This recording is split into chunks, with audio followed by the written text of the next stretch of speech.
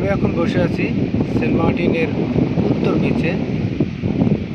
Saint Martin দ্বীপ বাংলাদেশের সর্বদক্ষিণের একটি দ্বীপ, সর্বদক্ষিণের জায়গা। সেন্ট মার্টিন একটি ইউনিয়ন।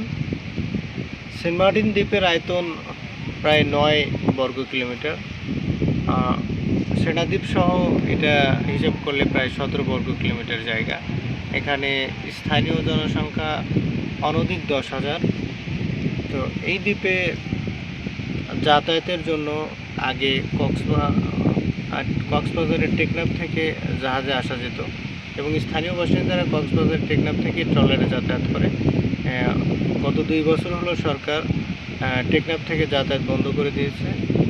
টেকনাফ থেকে আসতে 2-3 ঘন্টা টাইম লাগতো, এখন কক্সবাজার থেকে শিপ ছাড়া হয় এবং এখান থেকে প্রায় 7 ঘন্টা 6 ঘন্টা সময় লাগে সেন্ট মার্টিন দ্বীপে আসতে। এটা পর্যটকদের জন্য একটা কষ্টের অভিজ্ঞতা। সেন্ট মার্টিন দ্বীপ বাংলাদেশের একটি অন্যতম সম্পদ।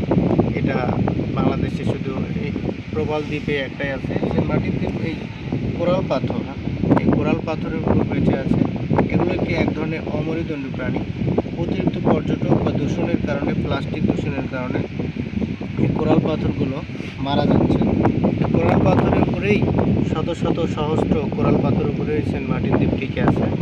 এই কোরাল পাথর যদি ক্ষতিগ্রস্ত হয়, এরা যদি মরে যায়, তাহলে এই দ্বীপটা একসময় ধীরে ধীরে নাই হয়ে যাবে। তো আমাদের এই সেন্ট মার্টিন দ্বীপকে বাঁচিয়ে রাখতে হলে এই কোরাল পাথরের উপর মনোযোগী হতে হবে, এগুলো যেন নষ্ট না হয়। প্লাস্টিক দূষণের কারণে এই পাথরগুলো মারা যায় এবং অন্যান্য কারণেও মারা যেতে পারে। তো সেন্ট মার্টিন দ্বীপ ভ্রমণের অভিজ্ঞতা এক কথায় অসাধারণ। এখানে নীল আকাশ, সমুদ্র নীল, একদম নীলে নীলে একাকার। অনেক পর্যটক এখানে আসেন। এই বছরে সরকার জানুয়ারি-ফেব্রুয়ারিতে শুধু সেন্ট মার্টিন দ্বীপে আসার জন্য এখন পর্যন্ত সময় বেঁধে দিয়েছে। হয়তো 28শে জানুয়ারি কক্সবাজার থেকে শেষ জাহাজ সেটা আসবে সেন্ট মার্টিনের উদ্দেশ্যে।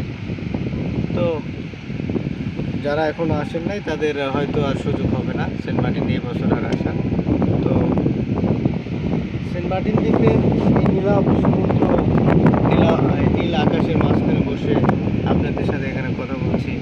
এখানে মানুষের জীবিকা চলে সাধারণত মৎস্য আহরণের উপরেই সারা বছর, এবং এদেরকে বছরে যে 2-3 মাস পর্যটক আসার জন্য সময় থাকে, এই সময়েরা পর্যটকদের পরিবহন, বাসস্থান এবং খাদ্যের জন্য হোটেল ব্যবসা সহ বিভিন্ন ধরনের ব্যবসা। এবং এদের মূল জিনিস হচ্ছে মৎস্যজীবী। এরা হচ্ছে মৎস্যজীবী। ওই নৌকা দেখতে পাচ্ছেন, ওই নৌকায় ওরা মাছ শিকার করে এবং টেকনাফে গিয়ে বিক্রি করে। মৎস্যজীবী এদের মূল পেশা। তাছাড়া পরিবহন এবং হোটেল ব্যবসা, এটা বছরের 2-3 মাস সময় এরা করে। এটাই সেন্ট মার্টিনের আদ্যপ্রান্ত।